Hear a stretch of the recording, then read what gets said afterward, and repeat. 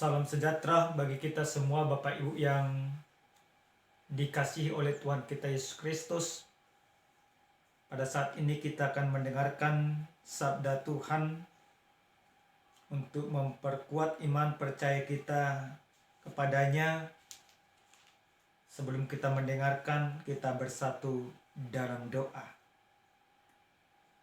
Damai sejahtera Allah yang melampaui segala akal akan memelihara hati dan pikiranmu dalam Kristus Yesus. Amin.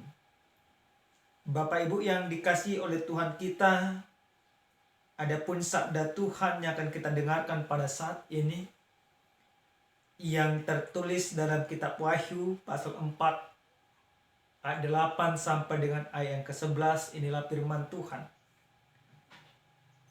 Dan keempat makhluk itu masing-masing bersayap 6. Sekelilingnya dan di sebelah dalamnya penuh dengan mata, dan dengan tidak berhenti-hentinya mereka berseru siang dan malam, Kudus, Kudus, Kuduslah Tuhan Allah yang Maha Kuasa, yang sudah ada dan yang ada dan yang akan datang. Dan setiap kali makhluk-makhluk itu mempersembahkan puji-pujian dan hormat dan ucapan syukur kepada Dia yang duduk di atas tahta itu dan yang hidup sampai selama-lamanya. Maka tersungkurlah ke-24 tua-tua itu di hadapan Dia yang duduk di atas tahta itu, dan mereka menyembah Dia yang hidup sampai selama-lamanya. Dan mereka melemparkan mahkotanya di hadapan tahta itu sambil berkata, Ya Tuhan dan Allah kami, Engkau layak menerima puji-pujian dan hormat dan kuasa, sebab Engkau telah menciptakan segala sesuatu, dan oleh karena kehendak-Mu semuanya itu ada dan diciptakan. Sampai di sana pembacaan kebenaran firman Tuhan. Jemaat Tuhan yang terkasih dalam Kristus Yesus, kalau kita ditanya pribadi lepas pribadi, apa tujuan hidup kita di dunia ini? Tentu pertanyaan ini akan menimbulkan jawaban yang berbeda. Ada orang dia hidup untuk kebahagiaan, ada orang dia hidup untuk orang lain, ada orang hidup untuk kekayaan, untuk kehormatan dan lain sebagainya. Bahkan secara umum tujuan daripada manusia hidup di dunia ini adalah harta, tahta atau kuasa, dan jabatan. Banyak orang sekarang ini untuk mencapai harta, tahta, dan jabatan menghalalkan segala cara, dari hal yang baik sampai hal yang tidak baik. Nah, kalau kembali ditanya kepada kita, apa tujuan hidup orang Kristen di dunia ini? Nah, perlu kami sampaikan Bapak Ibu yang Tuhan kasih. Tujuan daripada hidup orang Kristen di dunia ini hanya satu, yaitu untuk mempermuliakan Tuhan di dalam hidupnya. Itu tujuan hidup kita, mempermuliakan Tuhan di dalam hidup. Namun yang terjadi pada saat ini, banyak daripada orang Kristen tidak lagi mau mempermuliakan Tuhan, tetapi justru mau mempermuliakan dirinya sendiri. Bapak Ibu yang Tuhan kasihi, dalam perikop kita, bagaimana orang-orang yang percaya pada saat itu, yang mengalami penderitaan, yang mengalami kesengsaraan, di dalam situasi yang mengalami kesengsaraan dan penderitaan. Akibatnya Yohanes sampai dibuang ke Pulau Patmos. Dan pada saat dia dibuang ke Pulau Patmos, pada saat itu Allah menyampaikan wahyunya kepada dia. Akan apa yang akan terjadi dan yang belum terjadi dan yang sudah terjadi. Tujuannya apa? Tujuannya supaya lewat wahyu itu, orang yang percaya, yang menghadapi persoalan di dalam kehidupan, yang menghadapi kemelut di dalam kehidupan, mereka dikuatkan. Karena apa? Lewat segala wahyu yang dituliskan dalam kitab wahyu ini menjadi sebuah gambaran akan kemahakuasaan Allah. Bagaimana Allah mempertunjukkan bagaimana orang yang percaya itu akan mendapatkan kemuliaan di hadapan Tuhan. Dan bagaimana orang yang tidak percaya akan mendapatkan hukuman. Nah, dalam perikop kita ini, jemaat Tuhan yang Tuhan kasihi, sebuah wahyu yang begitu luar biasa yang dipertunjukkan kepada Yohanes pada saat itu. Dia diperlihatkan bagaimana makhluk surgawi senantiasa mempermuliakan Tuhan.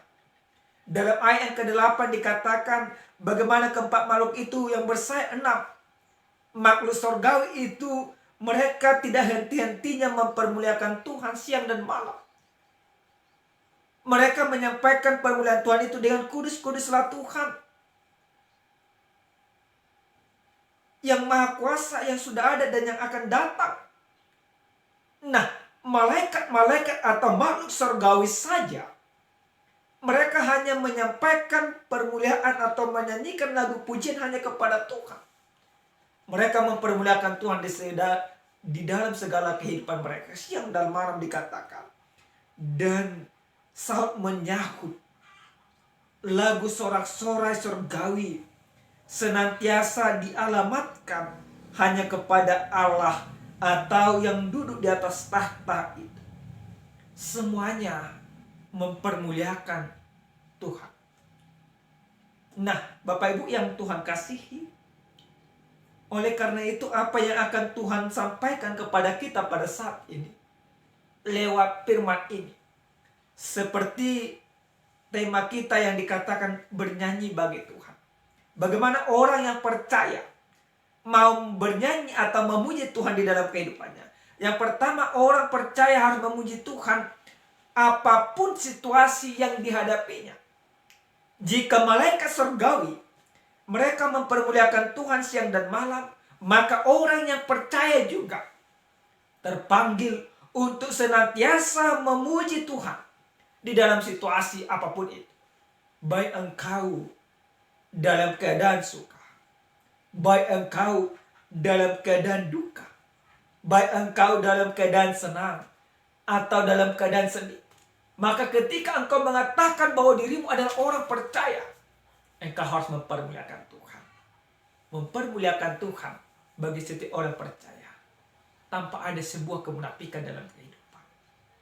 Karena pujian yang kita sampaikan kepada Tuhan bentuk pengakuan kejujuran kita akan kemahakuasaan Tuhan dalam kehidupan kita. Nah, yang kedua Bapak Ibu yang Tuhan kasihi, lewat firman ini kita mau diingatkan bagaimana orang yang percaya hanya memuji Tuhan, bukan mencari pujian bagi dirinya. Nah, siapa yang pantas kita puji? Siapa yang pantas kita hormati di dalam kehidupan? Banyak orang seperti yang kami katakan tadi, mencari pujian untuk kehidupannya, mencari pujian untuk dirinya. Dia merasa terhormat kalau dipuji. Nah, tetapi kita selaku orang yang percaya dalam kehidupan, yang kita puji bukan orang, tapi yang kita puji, yang kita muliakan adalah Allah yang Maha Tinggi, Yesus Kristus, yang duduk di atas tahta kemuliaan Allah. Ya Tuhan dan Allah kami, Engkau layak menerima puji-pujian. Siapa yang layak menerima pujian? Yesus Kristus tentunya. Bukan aku, bukan bishop, bukan pareses, bukan korwil, bukan pastor, bukan paus. Yang layak menerima pujian adalah Tuhan. Maka jangan lagi ada manusia di dunia ini mencari pujian, mencari kehormatan untuk dirinya. Karena sehebat apapun jabatanmu, sehebat apapun kedudukan, dan sehebat apapun banyaknya uang, engkau tidak layak untuk dipuji. Sebaik apapun engkau juga dalam kehidupan, tetapi yang layak kita puji hanya Tuhan saja. Jadi kita jangan miris. Kalau kita sudah berbuat baik kepada orang lain, lalu orang lain tidak memuji kita. Karena memang kita tidak layak untuk dipuji. Bahkan ketika orang memuji kita, jangan kita langsung merasa bangga dan sombong dengan semuanya itu. Justru ketika orang memuji kita, kita harus katakan, engkau harus memuji Tuhan dalam kehidupan, bukan aku. Nah, Bapak Ibu yang dikasihi Tuhan, yang ketiga dari firman ini kita mau diingatkan bahwa orang percaya harus mengakui kuasa kemuliaan Tuhan dalam kehidupannya. Nah, bagaimana ketika wahyu ini disampaikan oleh Allah kepada Yohanes? Di dalam wahyu ini dikatakan bahwa seluruh malaikat layak memuji Tuhan, layak mengakui kuasa kemuliaan Tuhan. Maka kita juga harus mengakui kemuliaan Tuhan, kuasa Tuhan dalam kehidupan kita. Lewat apa yang kita miliki di dalam kehidupan ini, maka pada saat itu kita mengakui kemuliaan Tuhan. Nah, Bapak Ibu yang Tuhan kasihi, orang yang bernyanyi bagi Tuhan dalam kehidupannya, dia berarti mempermuliakan Tuhan. Orang yang bernyanyi bagi Tuhan, berarti dia mengakui keberadaan Tuhan, kuasa Tuhan dalam kehidupan. Maka tanya, masing-masing keluarga lepas keluarga, pribadi lepas pribadi, bagaimana kita di tengah-tengah rumah tangga kita? Apakah kita sudah bernyanyi bagi Tuhan lewat kita menggambarkan kemuliaan Tuhan dalam kehidupan? Bapak Ibu, yang terakhir sekali lewat firman ini, kami mempunyai sebuah ilustrasi. Ada seorang raja. Dia memanggil semua orang yang pintar untuk bernyanyi. Karena dikatakan raja ini mempunyai kesulitan untuk tidur. Maka dipilihlah orang-orang terbaik untuk menyanyikan lagu, memberikan ketenangan hati supaya raja ini bisa tertidur. Nah, seluruh penjuru datang. Seluruh bagian-bagian daripada yang pintar bernyanyi datang. Satu persatu bernyanyi. Mulai dari yang nyanyi banyak sampai yang sedikit. Semuanya diikutin raja ini. Tidak ada yang membuat dia bisa tertidur. Nah, lalu ada seorang anak kecil. Dia masih baru tahu bernyanyi. Dan lagu dia sangat sederhana. Karena dia tahu ada suruhan daripada raja itu, maka dengan tulusnya anak kecil ini bernyanyi. Nah, ketika terjadi pengumuman yang memenangkan hati raja untuk menjadi penyanyi dia ketika mau tidur adalah anak kecil, semua orang heran, semua orang tidak terima. Semua orang katakan kami yang lebih bagus dan sebagainya. Tetapi keputusan ada di tangan raja.